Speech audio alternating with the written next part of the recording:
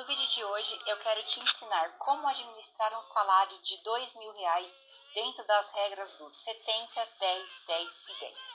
Então bora lá? 70% vão ser direcionados para necessidades básicas como alimentação, moradia, contas básicas como água, luz, telefone e educação. E o que sobra?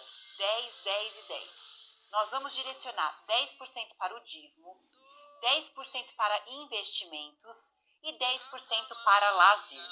Dessa forma, você vai conseguir usar ao máximo o seu salário de R$ 2.000 e ainda assim ter uma vida digna. Se você gostou desse conteúdo, já me segue aqui, não deixe de compartilhar com seus amigos e salvar. Logo mais eu volto trazendo um novo salário e uma nova perspectiva.